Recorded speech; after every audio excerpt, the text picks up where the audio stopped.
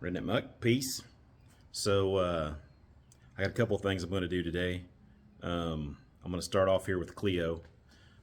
So Cleo cranks over really hard, and I'm undecided if it's my cheap battery that just doesn't have enough cold cranking amps, or if it's the starter. So before I just jump to a battery, which I do have sitting over here, thanks to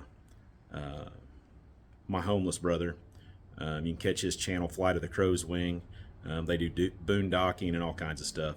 But anyway, he changed out some deep cycle marine batteries on his little teardrop, and I inherited the old ones. One of them's already in Elvira, doing a great job, and where her battery crapped out on me.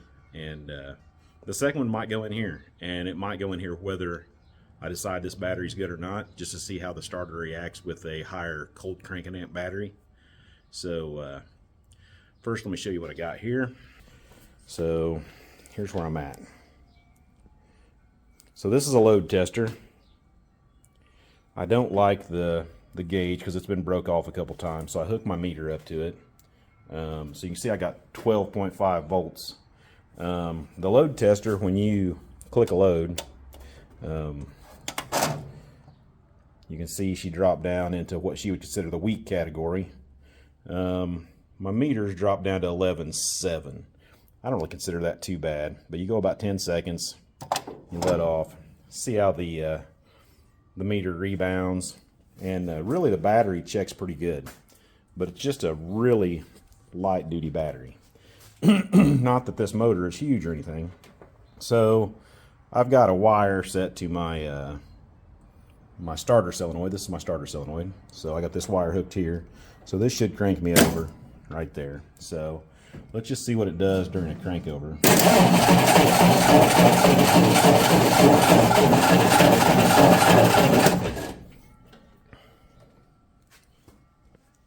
So that's what I'm talking about. So you start getting down below 11 volts. That battery just can't handle what's going on there. And it could be the starter itself or the battery. Because it's such a small battery, and I know I have ran it dead a few times, I'm going to go ahead and swap the battery out and see how it reacts from there. So, and since I have a battery, if I didn't have a battery, then I'd be going a little different route maybe. But since I have a battery, I'm going to try it and see how it does.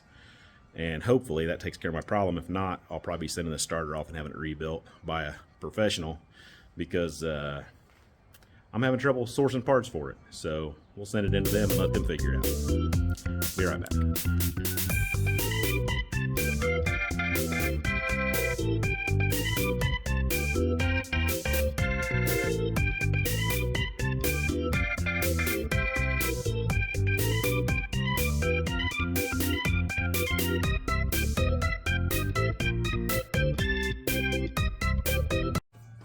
Alright, let me get my wire back on. Let's see how that does. You can see the battery showing the same voltage here. See how she cranks over with this one.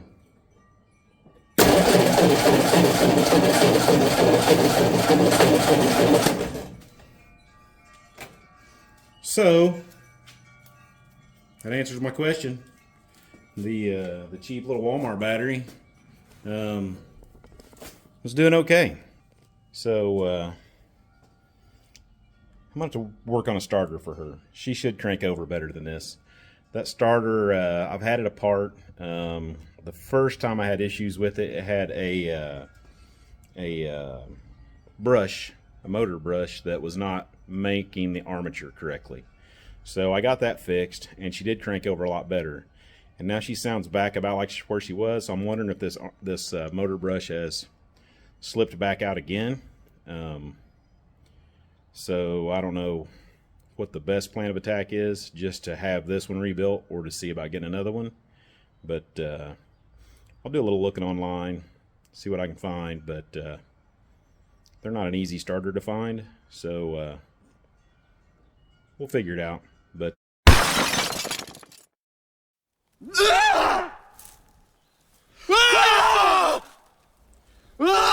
So I should have videoed it earlier. I took Cleo to town and did not make it back. We had to tow her. Starter sucks. Gonna have to get it rebuilt or pull it apart on my bench and see if I can see anything wrong with it and go from there. But I don't know. I'll decide later.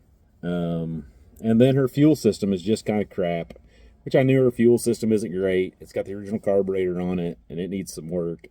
I've got a Chinese carburetor on the shelf that sucks, so I think I'm going to have to pull the Chinese carburetor down, start working on it, and see if I can get anywhere with it. And maybe between the two, I can make one good carburetor. So, want to pop a starter off? See what's wrong with it? Let's do it.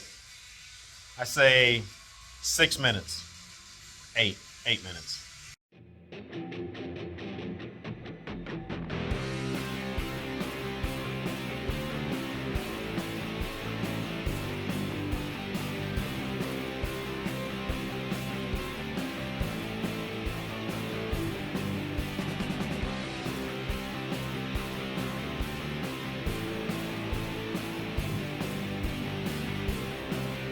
So counting gathering the tools and all that, it was 6 minutes and 35 seconds. So I said 6 minutes first, and then I was like, I better make it 8 because I knew I had to, gather tools. Should have left it at 6. But anyway, start her off. I'm going to pull the cover off and see if we can see anything. And if I don't see anything right offhand, I'm just going to take it and have it rebuilt.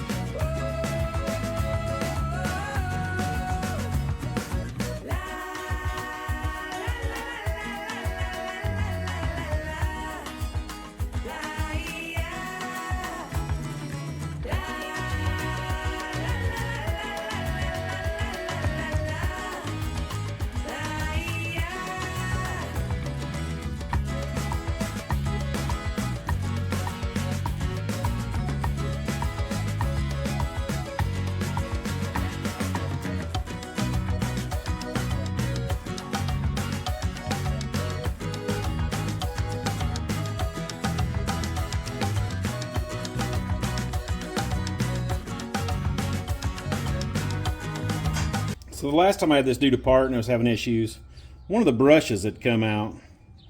So the brushes are all in place. I'm not seeing anything crazy. I mean, everything looks okay.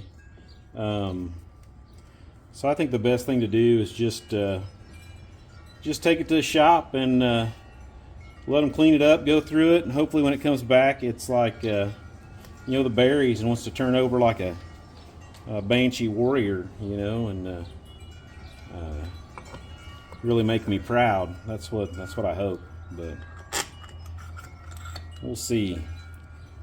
I'm not exactly sure what a Banshee Warrior is, but a Banshee was a four-wheeler, and so was a Warrior. But so I guess a Banshee Warrior is a Warrior four-wheeler with a Banshee motor on it, maybe. Nope, because it's a Banshee Warrior, so it'd be a Banshee four-wheeler with a Warrior motor on it, and then it would be slower. So that kind of fits. That kind of fits really well, actually, because this thing's got like 90 horsepower, and it's not fast by no means. So yeah.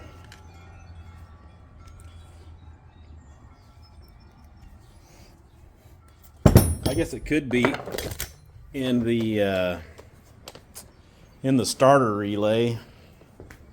which is over here, holding us back.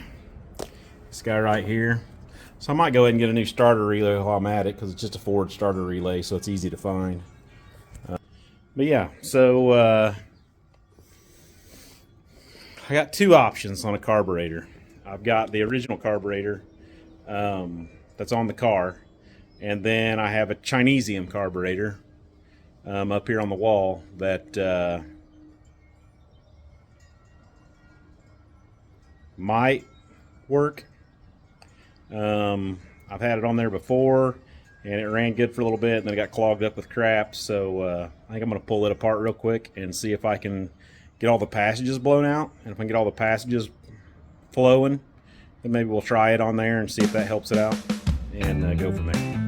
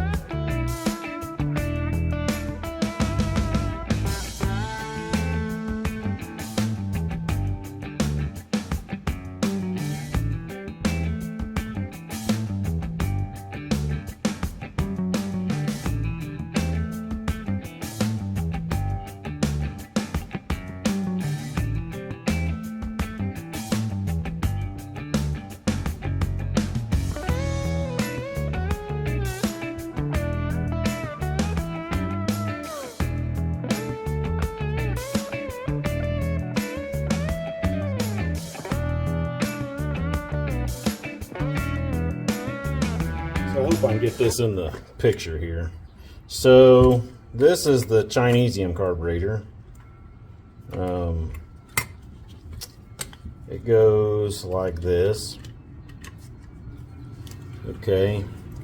And then this is your accelerator pump right here. The spring helps hold it up, but when it goes down, it's got nothing that shoves it down. It's just supposed to go down on its own, I guess, is their thought process. Where the good old Carter right there is the same setup, and you can see it's got a spring and a catch and all kinds of stuff to make sure the accelerator pump goes down when it's supposed to. So my guess is that was part of my drivability issue with this guy was, you know, I just never getting an accelerator pump. It's like it needs another little piece there, or something's missing off of it. I don't know if I can make something, get creative. It's clean. It didn't seem like it had anything in it per se. The other one, there was a couple ports that seemed pretty plugged up. So the actual probably thing to do is to get a rebuild kit for this guy, since I got to wait on the starter anyway. Go through him the best I can, and then possibly put this one on too, and see if I can fix this accelerator pump. So that's the thought process at the moment. But yeah, so I don't know how I'll go about fixing him, but a spring is in order or something, you know, so that way when he starts going down, he starts shoving that accelerator pump open. So anyway, again, I wait. Yay. So here's where I'm at with Cleo. I got the Japanese carburetor, or Chinese carburetor, the Eastern Asia carburetor, remember where it was built at, cleaned up. I've not put it on yet. I got busy this week, and I haven't got the starter in to get it rebuilt.